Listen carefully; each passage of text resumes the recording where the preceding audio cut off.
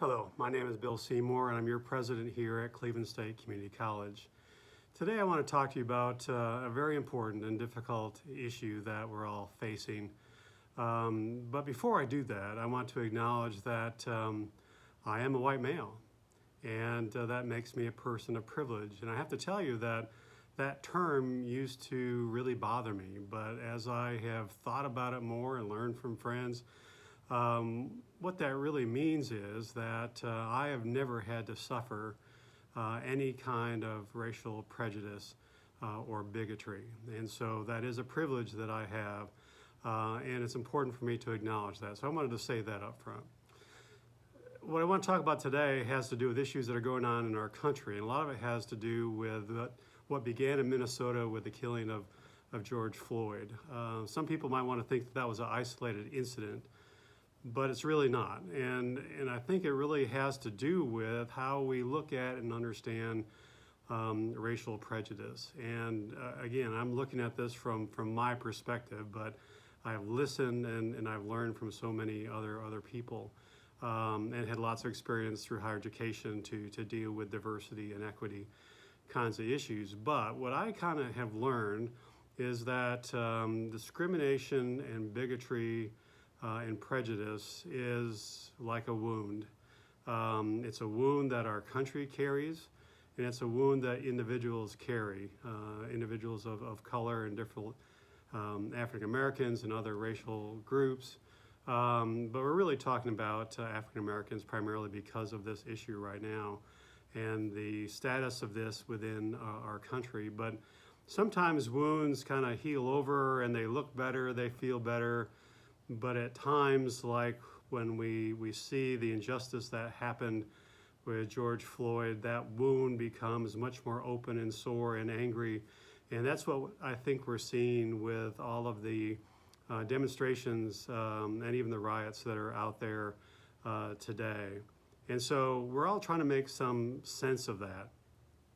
And so I recognize that that wound is wide open, and that if you're an individual of color and somebody who has experienced racial prejudice or bigotry, that's where that passionate, strong feeling, even lots of anger, obviously, comes from. And so I want to talk about it in terms of Cleveland State.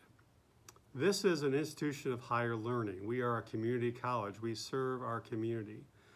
We believe here at Cleveland State that we must be a community that is free of prejudice and bigotry and hate. And we just have to acknowledge that it's here just like it's everywhere else. But our values are such that we can't do what we're supposed to do in really educating our students unless we have an environment here that is free of racial prejudice, bigotry, and hate. That we need to be truly equitable in terms of how we treat all of our students. That we need to support issues of social justice wherever it might be. And so I want you to know from the president of Cleveland State that I'm going to do whatever I can to encourage and support that kind of an environment here on our campus. We have a brand new equity statement that suggests that for everybody. I want to make sure everybody becomes familiar with that. We're going to do some things here very soon to make sure that people understand that concept and that expectation for how we work together as a community. We want to do more programming. We want to have more conversation as a campus community.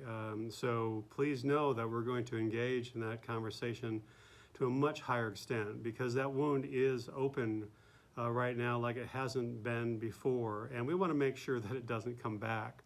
That's a big challenge right there, but I think the first thing to do is recognize that that wound is very, very sore right now and that individuals are suffering. And I want them to know that Cleveland State is a safe place where we can talk about these issues and be very open with our feelings and know that you're amongst people that are going to listen, that care about you. Every student here at Cleveland State matters. You're the reason why we do what we do. We believe in your education. We believe the transformational power of education. And we can only do that well if we really acknowledge the fact that we are doing much more than teaching you facts and figures and different types of skills here at the college, but we want to make sure that you become the best human beings that you can be, because that's what's going to truly impact our community. So I just want you to know that we're thinking about this a great deal. We don't have all the answers. We will engage together, not only in conversation, but further learning about these subjects.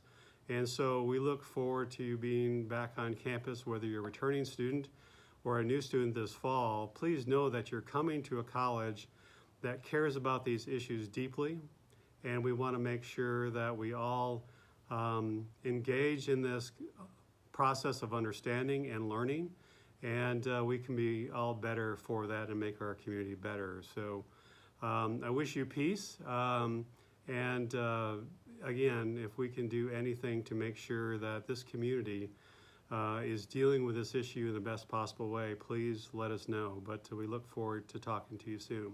Thank you.